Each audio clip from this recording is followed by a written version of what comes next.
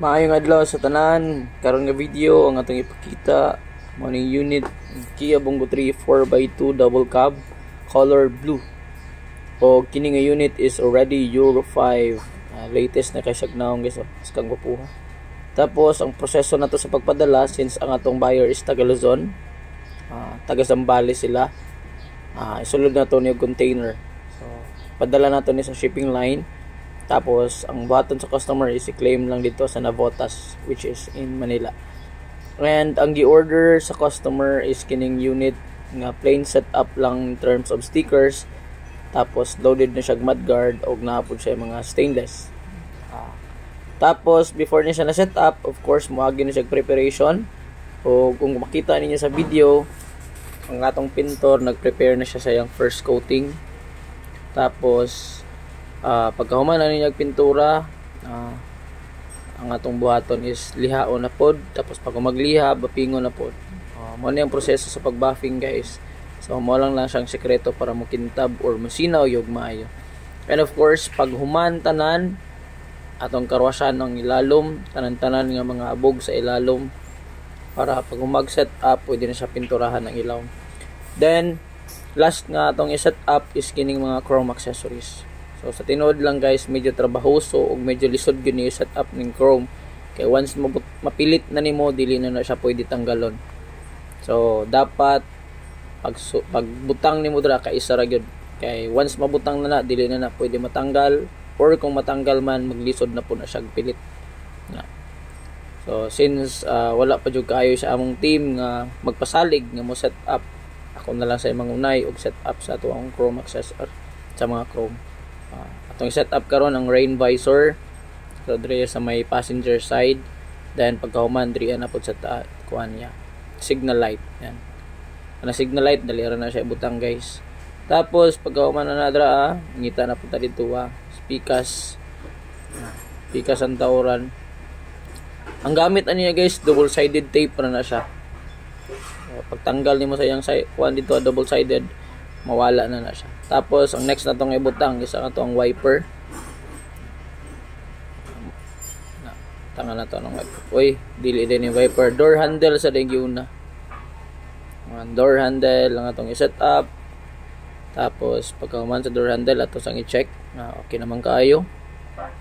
Tapos dito na po sa pikas. Tuyok-tuyok lang itong cameraman. Kana. Set up. Check. Tapos pagkahuman, finalize ato ang door handle. Kailangan gini siya makuan matama pagka set up, kay once mistake wala na, damage na ang atong chrome nya. Medyo pricey gud siya kay mahal. Ayan, so tapos na tanan. Mao na niyang final setup sa atong unit. Og kining adlaw mao na niyang adlaw nga atong ihatod ang atong unit dito sa port para isulod og container o para ipadala dito sa Luzon. Kaya ang atong customer medyo excited na para mo receive ani nga unit na. Yan. Final check sa mga light, signal light, brake light. So check na to na sa headlight niya, parking light. So tanan. So atong ipakita, atong libot-libuton o atong ipakita ang final setup ani nga unit. Yan. Kini nga unit is double tire sa likod, kay 4x2 lang man. Latest na yung bumper kay Euro 5 naman ni siya. So ang ato ang ginatbuhat podriya sa yarda, mga tag remembrance ani nga unit. So pagpagawa sa yarda, picturean sa kilid sa karsada before na to i-deliver or ihatod dito sa pantalan. Nakabutang sa yang mudguard, in God we trust, mga sa likod. And sa mga gagmay nga mga ligid, Kia Motors ang nakabutang.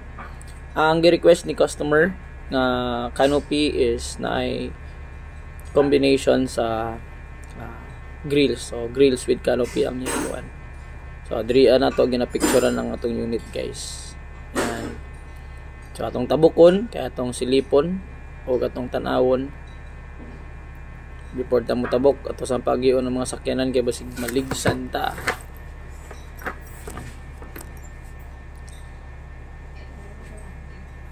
Pwede na ta mo tabok para makita daghan pa kay sakyanan. Pwede na ta mo tabok guys. Ano yung atong unit. Formal kayo sa kang gwapuha. Biyahe na ta karon padulog Pantalan. So as you could see, latest na yung manobela. Kay Euro 5 naman siya, medyo taas lang yung presyo. Special price nang i-order ni customer.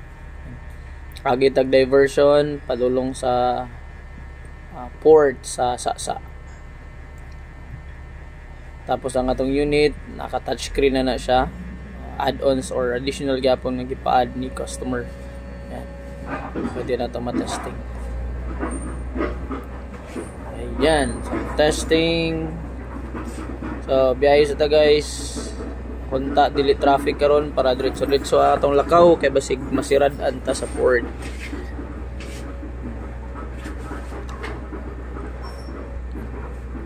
So, agitag diversion. Padulong ni sa bangkal. Then patubil sa ta para loaded ang atong unit. So kang sinawa guys, murag brand new. Yan. Dito ta sa pikas patubil kay wala stock nila. Nana ta diri sa port. Silip-silip, check. Naka-uniform. Anyway, wala mo ginabuhat diri before ni siya by run, before ni siya i-book. Tanawo ni siya, check upon tanan sa mga sakay, since sumana tanan, ato na ning paatrason kay atong i-plaster sa sulod. Yan, plaster. So ang gisakyan na to ning container is 20 footer lang ang container, kaya ang katason sa atong unit is 16 feet lang. Anyway, taas na kaya atong video, wala pa nato na paila-ila ang atong unit. Ang atong unit is Kia Bongo 3 4x2. Ang makina ani is D4 CBA. Kay timing chain naman ni, kay latest na ni. Dili na ni siya J3. So Kia siya pero timing chain ang ato ang type sa makina. Katong mga normal nga Kia which is the Euro 4 mo to mga timing belt J3 3.0 nga makina. Yan, sulod na. Ayan. So, naani siya chair with foam, tapos napod siya top carrier sa ibabaw. Tanan stainless, pati bumper, stepboard o running board. Yan, tanan stainless na siya. So, humana ta nagplaster. It's time for us to go out.